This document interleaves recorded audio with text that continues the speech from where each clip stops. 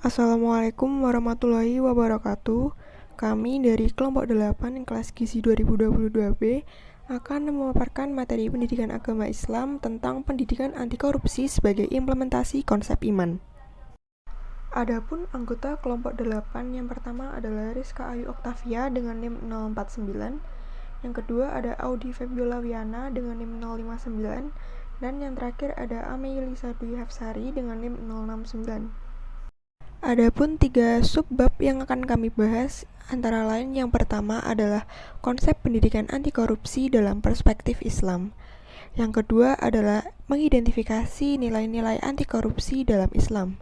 Dan yang terakhir adalah contoh tindakan anti korupsi di lingkungan kampus. Yang pertama, konsep pendidikan anti korupsi dalam perspektif Islam. Korupsi dalam pandangan Islam. Istilah korupsi berasal dari bahasa Latin atau corruptio atau amuptus yang bermakna busuk, rusak, menggoyahkan, memutar balik, menyogok. Menurut para ahli bahasa, corruptio berasal dari kata kerja corrumpere, suatu kata dari bahasa Latin yang lebih tua. Kata tersebut kemudian menurunkan istilah corruption, corrups dari Inggris, corruption dari Perancis, korupti Belanda, dan korupsi sendiri dari Indonesia.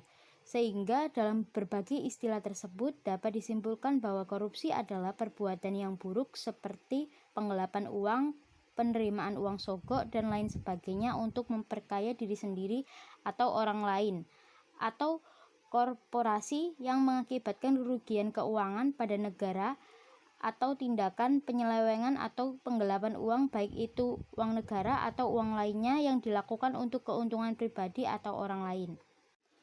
Selanjutnya yaitu pendidikan anti korupsi dalam perspektif Islam. Pendidikan anti korupsi perlu mengintegrasikan 3 domain, yaitu yang pertama domain pengetahuan atau kognitif. Dengan adanya domain kognitif, peserta didik diajarkan mengetahui definisi dan batasan-batasan korupsi. Yang kedua, sikap dan perilaku atau afektif. Domain afektif menjadikan anak didik memahami dampak buruk dan akibat yang ditimbulkan dari korupsi. Yang ketiga, keterampilan atau psikomotorik. Domain psikomotor, anak didik dapat menjalankan nilai dan prinsip anti korupsi yang pada akhirnya mampu menolak segala bentuk korupsi dan berani melaporkan segala bentuk kejahatan korupsi yang terjadi di sekitarnya. Ketiga domain ini harus berjalan seirama. Tidak ada yang lebih diunggulkan dan tidak ada yang lebih direndahkan. Tripusat tersebut berupa 3 ranah, yakni pendidikan anti korupsi yang dipraktikkan di rumah, di sekolah, dan di masyarakat. Yang selanjutnya adalah mengidentifikasi nilai-nilai anti korupsi dalam Islam. Nilai-nilai anti korupsi dalam Islam terbagi menjadi yang pertama adalah nilai kejujuran. Kejujuran adalah sumber kepercayaan karena satunya ucapan dan perbuatan, sebuah karakter yang harus dimiliki oleh mereka, khususnya yang memegang jabatan atau kekuasaan. Jika kejujuran tidak ada, alamat terjadinya kerusakan di muka bumi akibat korupsi. Yang selanjutnya adalah nilai tanggung jawab. Tanggung jawab, amanah, akar katanya sama dengan iman.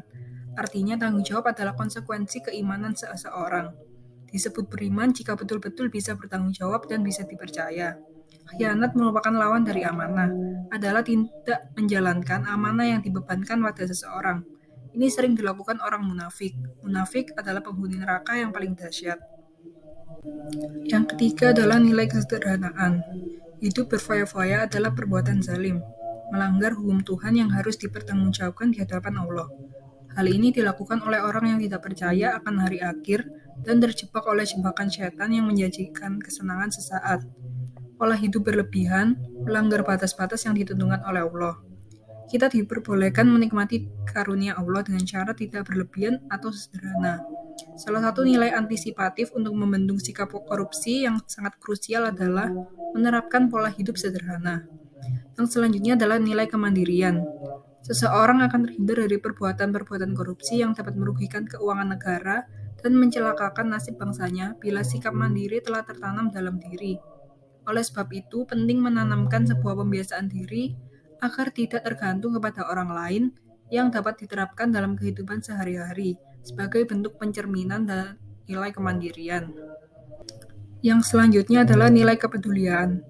Di dalam ayat Allah Subhanahu wa taala memberikan informasi kepada kita bahwa sebagai sesama mukmin itu bersaudara, dan jika ada yang bertikai maka kita diperintahkan untuk menamaikannya. Salah satu kunci untuk menjaga persaudaraan ialah dengan cara menumbuh kembangkan kepedulian antar sesama, sebagaimana Rasulullah Shallallahu Alaihi Wasallam bersabda, "Demi Allah yang menguasai diriku, seseorang di antara kalian tidak dianggap beriman kecuali jika dia menyayangi saudaranya sesama mukmin sama seperti dia menyayangi dirinya sendiri." Hadis riwayat Bukhari. Yang terakhir adalah nilai kerja keras. Etos kerja merupakan suatu sikap semangat dalam bekerja. Islam mewajibkan umatnya untuk memenuhi kebutuhan dalam hidupnya. Seorang muslim haruslah dapat menyeimbangkan kehidupan akhirat dengan dunia.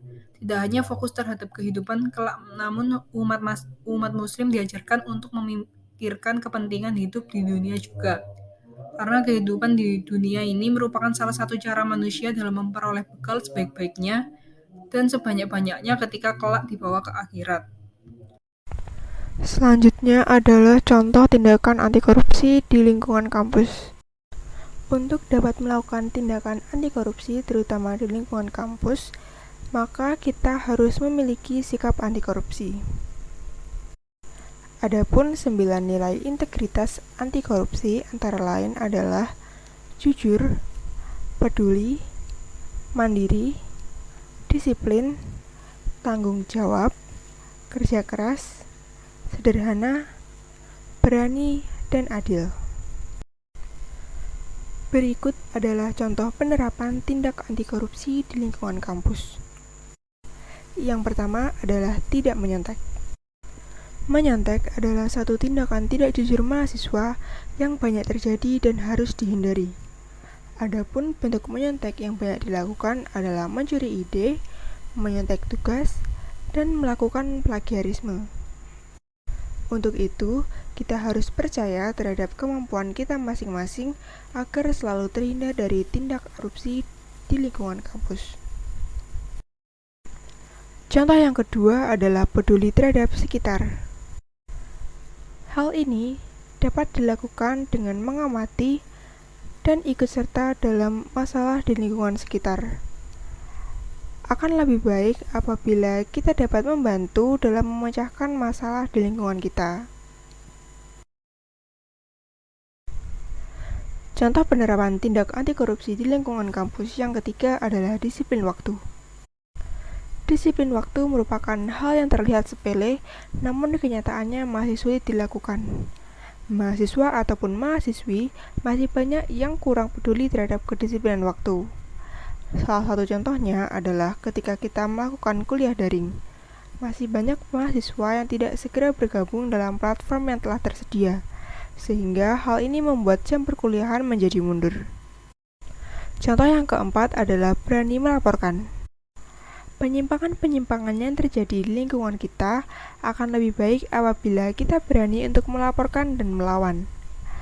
Contohnya adalah apabila kita mendapati kejanggalan terhadap nilai yang ada, maka kita harus berani untuk bertanya dan mencari tahu akan kebenaran dari nilai yang kita terima. Contoh yang kelima adalah dengan memanfaatkan waktu luang untuk belajar.